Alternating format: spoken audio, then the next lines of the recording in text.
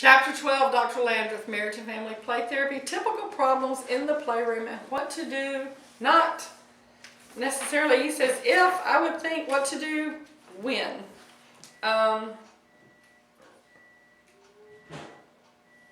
These chapters, by definition, are extremely short, so let's just look at them. The relationship, each session is always new, creative, exciting, and different with each child, and even with the same child in different sessions. Looking at some things that could come up. What to do if the child is silent? Is there a time when the child is not communicating? Do they have to talk for communication to occur? Is that a time to do the sand tray, or to work on art, or to do the dollhouse? Acceptance is non-conditional, it's unconditional. A responsive attitude is not dependent on the child speaking. It's okay to go somewhere and be comfortable with silence. The playroom may be the only time the child is not being pressured to speak and verbalize. Sometimes the things that the child wants to say can't be put into words in any session. Page 275 gives you a little brief overview of what is happening when the child is working in silence in the sand tray. It's always okay for silence to occur in the sand tray experience because it is by definition nonverbal. What to do if the child wants to bring toys or food in the playroom? Typically, this is not something that we do. So, if it's really a special toy that the child has brought, you might consider letting them be in there. Typically, excluding food from the playroom is best because it's not a place for them to have snacks and eat. It's a place for them to work on the session. I do know that there's some very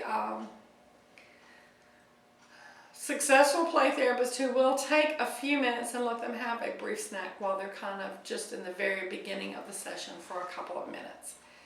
So, in responding to something that's forbidden, the therapist can say, I know you'd like to do this, but this game really needs to stay in the waiting room. It'll be there for you to take home, because in the playroom we're going to work on the things that are already in there.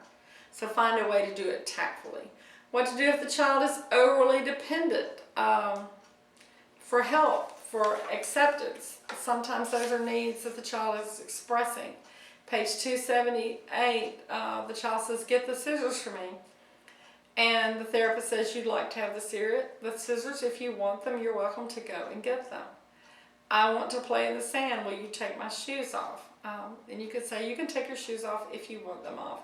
If it's obvious that they cannot get it done, it's okay to help. But you want the child to have some responsibility and to be able to do the things that they need to do.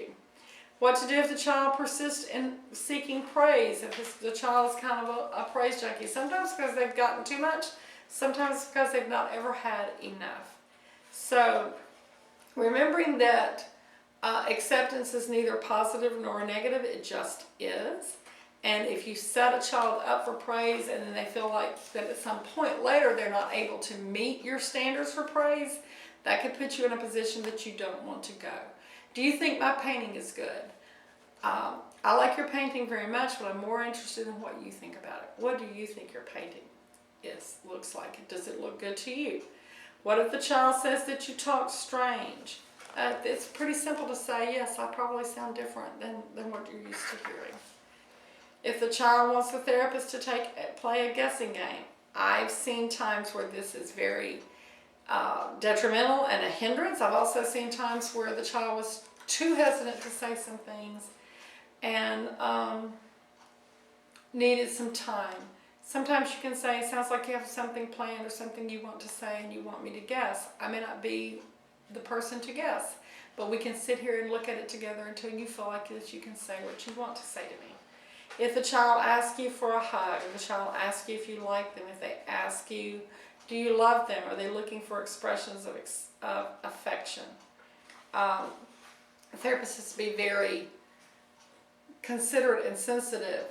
And yes, we love our children in the time that they're there most of the time, unless it's a child that you've not been able to develop that kind of feeling for. But we have to also remember we're not their family. We're not going home with them. So to find a way to communicate warmth and caring and acceptance and positive regard without creating the wrong kind of dependence is a walk for each therapist to go through. What if the child wants to sit in your lap? Typically that is not the best option, because physical and sexual abuse have reached epidemic proportions, are very emotionally charged, and can be very quickly misunderstood. If a child tries to pocket a toy, the text says still a toy, but they want to take something home. I know you'd like to take the car home with you. It's in your pocket, but it has to stay here with us, and not angry, patient, but very clear. And if the child refuses to leave the playroom, at that point, maybe whether they're having fun or they're feeling comfortable or they feel anxiety about leaving, part of the therapeutic process is developing enough self-control to stop, to say no to wishes and desires, and understand when things are finished. At that point, the therapist stands up, the door is open, the parents are invited in, and the therapist exits the room, the physical room, without leaving.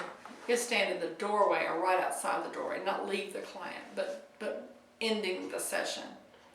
And when you have to unexpectedly cancel an appointment from being out of town or being ill and not able to give the right kind of notice, calling, informing the child and the parents, sending a postcard that has the new date, concern for the child's feeling is always primary.